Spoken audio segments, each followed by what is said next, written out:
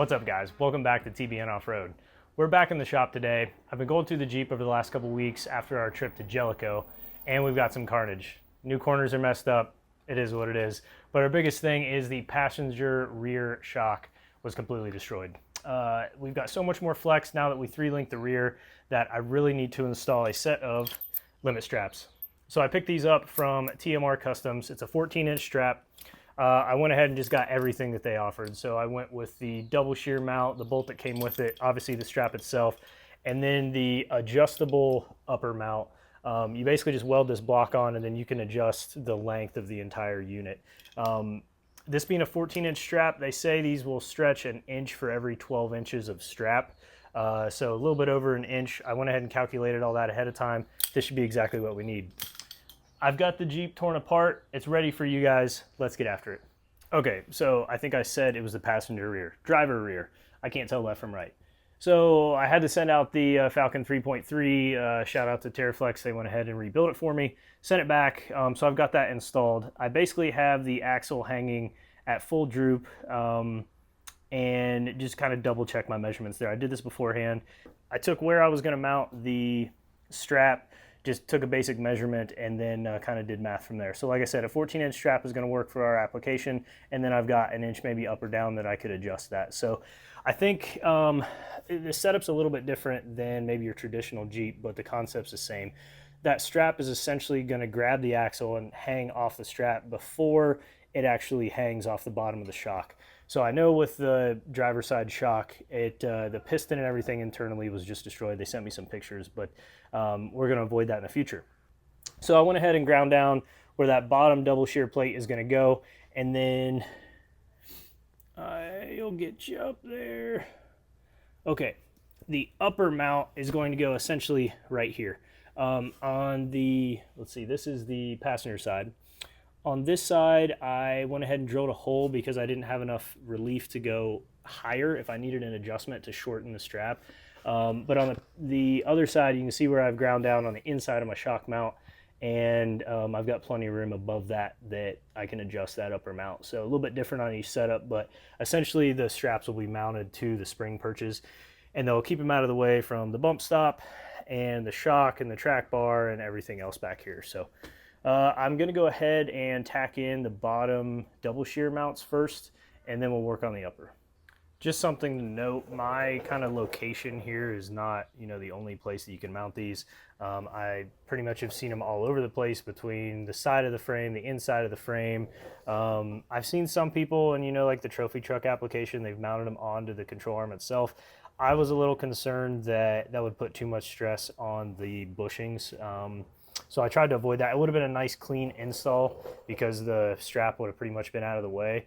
The other thing you have to think about when you install this is that strap is going to compress when this goes up into full stuff. So I really didn't want it to stick inside the bump stop to where it was going to get in the way or jam itself into the spring or anything like that. So putting it on the back of my spring perch and pretty much right over the axle so it'll hang pretty much straight was kind of the best option for me. But obviously, your results may vary based on your setup.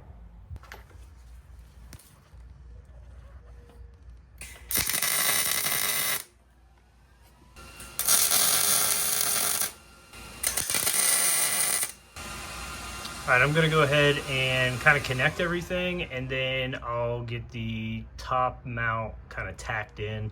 The length will not be correct, but we'll set that later. I just want to make sure everything's hooked up and in a line and everything's happy first. Okay, so with this one, I kind of got to run it all the way up into the hole. I've got it kind of set where I want it, and then I verified that it'll come down here and still makes kind of a nice angle. I can't do it with one hand and film, but we've got that kind of up in the hole, so if I need to adjust it, I can. So I'm going to go ahead and tack that in place. All right, it was too hard to kind of do everything one-handed, but she's up in there. I'm going to let that cool down a little bit. I put the strap in and it will fit. So I'm going to go ahead and move on to the other side. All right, this side should be a little easier.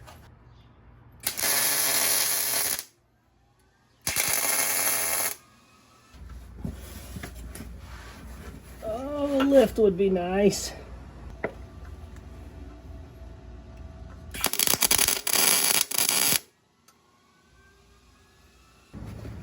All right, I'm not going to fully connect it, but if you kind of line up the holes, we've got about a half a hole off right now. Still got some room to pull that down, but obviously this is going to stretch an inch, so plenty of room to let this thing stretch, plenty of room to adjust it up, and still not bottom out this shock. So I'll go ahead and fully weld both these in, and we'll get it hooked up.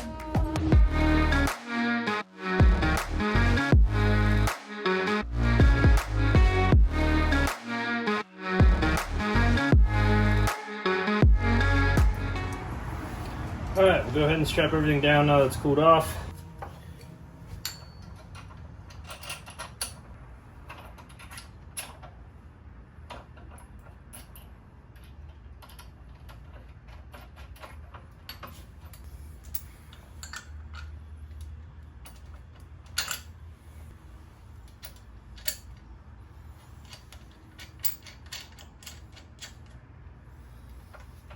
All right. So that's pretty much what the setup's going to look like. Obviously, I'm going to tighten that top a little bit because this is going to stretch another inch, and I don't want this side to go down that much more, but that's pretty much it. I'll tighten the bolts, adjust that later, but there's the driver's side. Passenger side. Man, left and right's hard today. Passenger side. Another note, guys, when I tighten these down, you can like compress this too much to where this strap is actually bound in there.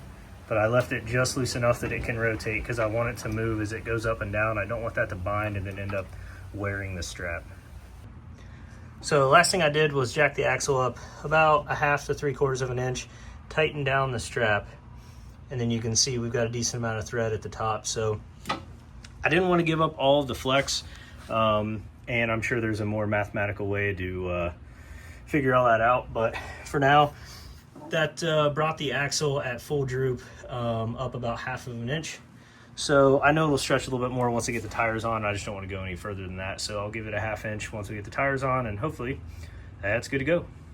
So now that the Jeep is sitting back on the wheels, you guys can see why I put those the way I did. You know, they're folded over a decent amount here, just at ride height. I'm looking here, I've got about 4 1/4 inches of up travel left. And if I go there, I'm looking at, whoop, well, my track bar is in the way. It's about 4 inches. So we're within 1/4 inch. This will move out of the way if it contacts it. It just depends on if it'll bind or not. So if I need to make a little bit of an adjustment, I can. But overall, that's it. All right, guys, that's it for today. Quick and easy install. If you've got any questions, drop them in the comments. If you want some more behind the scenes action, TBN Offroad, Facebook and Instagram. We are dropping new merch now on tbnoffroad.com. If you'd like to support the channel, we appreciate it. We'll see you guys next time. Thanks for watching.